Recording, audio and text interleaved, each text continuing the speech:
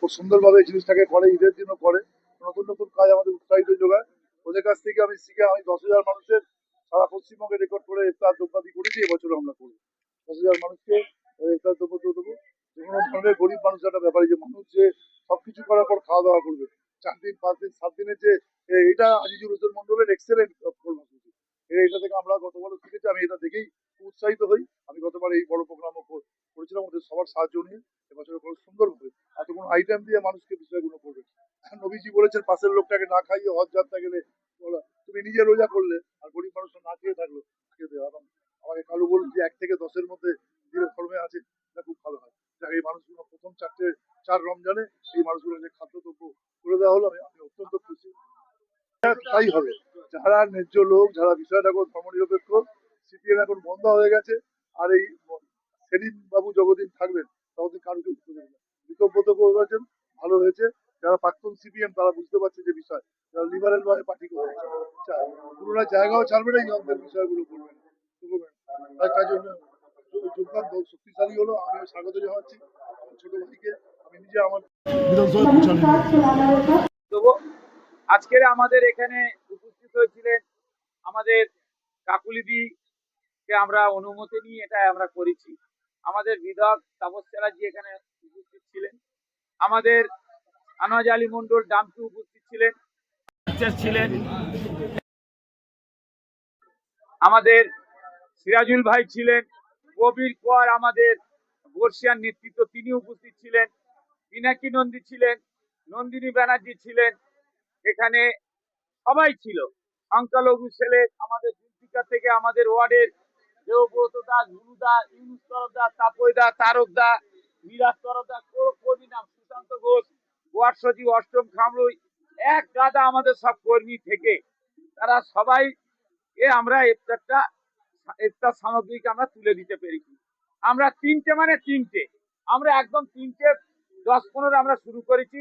আমাদের ধর্মীয় ভাবে ইমাম সাহেব, আমাদের আটঘরা আদি জামে মসজিদের ইমাম সাহেব, তিনি দোয়া করে আমাদের এই ইফতারের এটা তিনি শুভ আরম্ভ তিনি করে গেছেন, তানার হাত দিয়ে আমরা এটা করেছি। তারপরে একে একে আমাদের অতিথিরা তারা 2-4 কথা বলেছেন, বলার পর এগুলো আমরা সব বিতরণ করেছি।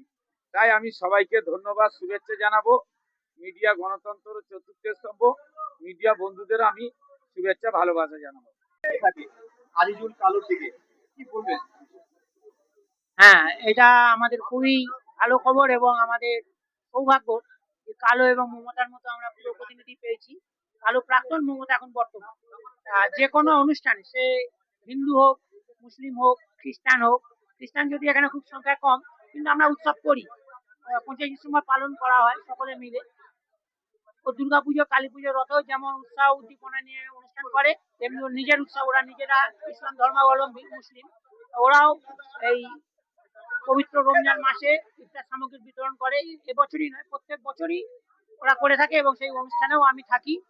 এবং আমি জানি এই রমজান মাসে একটু গুগল সার্চ করে দেখেছি, রমজান মাসে ইফতার সামগ্রী প্রদান করা খুবই পুণ্যের কাজ। এবং যেসব রোজাদার এটা করছে, বিশেষ করে যাদের আর্থিকভাবে যারা অসচ্ছল, তাদের মাধ্যমে তাদের মধ্যে ইফতার সামগ্রী প্রদান করলে যে সওয়াব বা পুণ্য অর্জন হয়, সেটাই রোজাদারের সমান হয়। কিন্তু যাদের কোনো ক্ষতি হচ্ছে বা তাদের নয়, রমজান মাসে এটা ওরা করে খুবই ভালো। এতে যাদের অসুবিধা আছে আর্থিকভাবে, তারা আরো ভালোভাবে রমজান মাস পালন করতে পারে। রমজান মাস হচ্ছে আত্মসংযমের মাস। তাই এই পূর্ণ কাজের জন্য আমি আজিজুল হোসেন মন্ডল, মমতা মন্ডলকে আমার তরফ থেকে আন্তরিক কৃতজ্ঞতা এবং ধন্যবাদ জানাচ্ছি। ওরা এটা পারিবারিক ভাবে করে, প্রতি বছরই করে। এরপর ওরা ইফতারও দেয়, মানে এটা ইফতার সামগ্রী প্রদান করছে।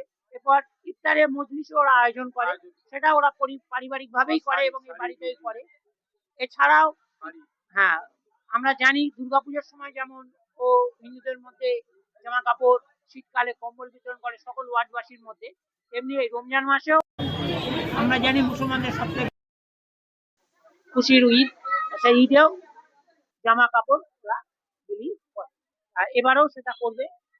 আর ইফতারের অনেক শেষ দিকে যখন হয়ে যায়, তখন মুসলমানরা মানে মুসলিম ধর্মাবলম্বীরা খুবই ব্যস্ততার মধ্যে থাকে, কারণ একদিকে ঈদ এসে যায়, কেনাকাটা করতে হয়, তাই ওরা এই আজকে চতুর্থ 19 তারিখে শুরু 19 থেকে 21 এই চতুর্থ দিনেই রোজা চতুর্থ দিনেই ইফতার সামগ্রী বিতরণ করলো এবং আপনারা শুনলেন 2,500 পরিবারের মধ্যে এটা বিতরণ হবে। আজকে পুরো 2,500 কভার হয়নি, আজকে যারা এসছে তাদের দিয়েছে, এরপর আরো 3 দিন ধরে করা হবে। তা এইটাই ভালো কাজের অংশ হতে পেরে আমার খুবই ভালো লাগছে। আমি আমাদের আজকে চতুর্থ রমজান, সকলকে রমজানের শুভেচ্ছা জানাই। প্রতি বছরই আমরা এই রমজান মাসে আমাদের গোটা পরিবারের তরফ থেকে 2,500 লোককে ইফতার সামগ্রী প্রদানের একটা প্রোগ্রাম করে থাকি। আমাদের রোজার মাস একটা দান ধ্যান সংযত থাকার মাস, কারণ আমরা সারা বছরই মানুষের পাশে থাকার চেষ্টা করি, মানুষের পাশে থেকে মানুষের জন্য কাজ করার চেষ্টা করি। বিশেষ করে এই পবিত্র মাসে সাধারণ মানুষকে এটা আমি উপহার হিসেবেই মনে করি যে মানুষের কাছে ইফতার সামগ্রীটা একটা উপহার হিসেবে আমরা দিতে চাই, যাতে তাদের কিছুটা হলেও একটা সপ্তাহ তারা স্বাচ্ছন্দ্যে দিনটা চালাতে পারে। এবং শুধুমাত্র দুস্থ মানুষ না, আমাদের টোটাল মানে এলাকাবাসীকেই আমরা এই ইফতার সামগ্রী বাড়িতে বাড়িতে গিয়ে দেওয়া হয়। আজকে আপনারা দেখছেন এখান থেকে 1300 জন নিয়ে যাচ্ছে, এরপর আমাদের সমস্ত মানে ইফতার সামগ্রী সকলের বাড়ি বাড়ি পৌঁছে দেওয়া হবে।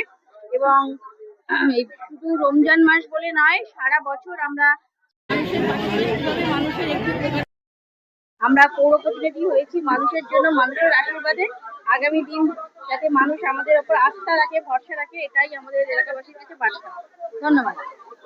একটা কথাই বলি, দিদি একটা কথাই আমাদের শিখিয়েছে, আর কারো ধর্ম যার যা উৎসব সবার, আর আমরা সেটাই মেনে চলি।